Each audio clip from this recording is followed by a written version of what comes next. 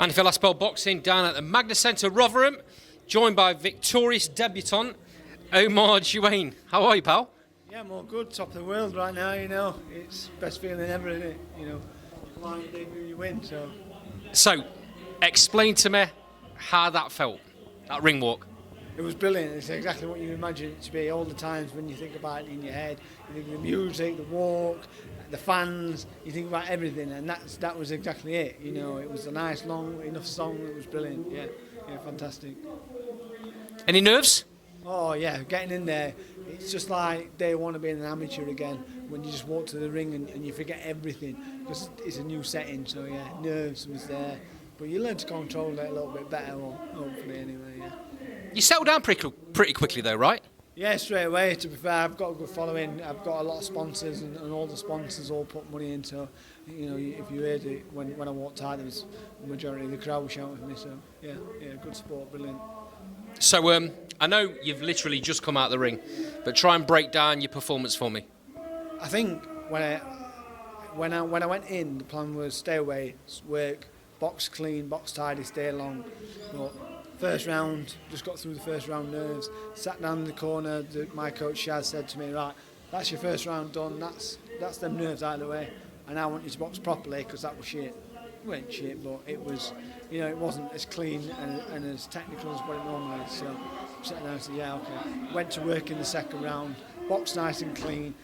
Come back after the second round, the trainer said, brilliant, that's exactly what I want you to do. Another nice round like this, and we'll try and step it up again in the fourth. And that's exactly what we did. So.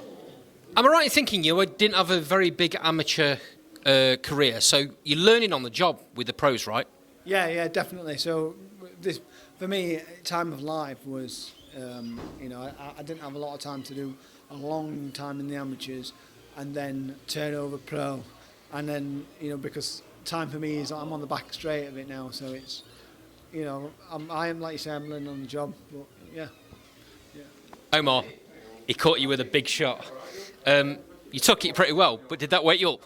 I think I got caught with this big shot in the first round, and I think that sort of, yeah, well done, it's time to wake up now, idiot, get back to work. And it's sort of, you go from this trance of fans, music, ring walk, you know, Magna, I'm here, this is my pro debut, bang, right, now you remember what you're here to do, and you just sort of settle back down, right, okay, that's fine, that's not a problem. You know, I've been hit with shots like that, it's not, it didn't faze me, to be fair, that shot. I've had bigger shots in sparring coming up to this, but it just lets you know that this is what you're here to do today. So, yeah, it did wake me up, yeah, definitely. You talked about the fans a little bit a minute ago. How big a helper they are for you to get onto these shows? Oh, without the fans, you can't do it. It's as simple as that.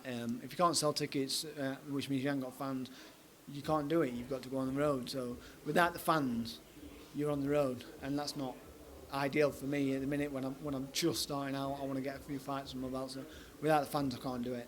That's the main thing. And sponsors again, they pay for everything, right? Well, they don't pay for everything, but it's a massive help, takes a big burden off. You know what, I've said it from the start, without sponsors this game is so hard to get into, because it's such a financial cost to get into it at the grassroots of it. It's, unless you've got financial backing, I don't understand how people could do it, because without my sponsors, I couldn't have got here today. It's just, it wouldn't be financially doable for me. You know, so I feel for these, you know, for the young guys, 18, you know, jobs that don't have that support network. I'm fortunate in a few of my friends have got businesses, so, you know, can share the burden, but, you know, at the lowest level, it's unfortunate. Now that one's out of the way, mate, you said you was in a bit of a trance. I can imagine it must be very, very difficult. You get that ring walk music and you get that massive buzz from the crowd because you have got a good following. Is it hard not to believe too much in what you're hearing and stick to the game plan?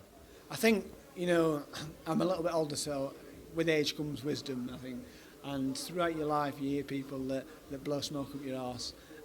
If you believe everything that people tell you, then you're in the wrong game, because a lot of people will tell you a lot of things, but everyone's got their own agenda, so I just know what I'm capable of, and that's all I can do. Omar, appreciate your time. Last Bell Boxing. I'll follow you going forward. Thank you a lot, man. Thank you. Cheers. Sound.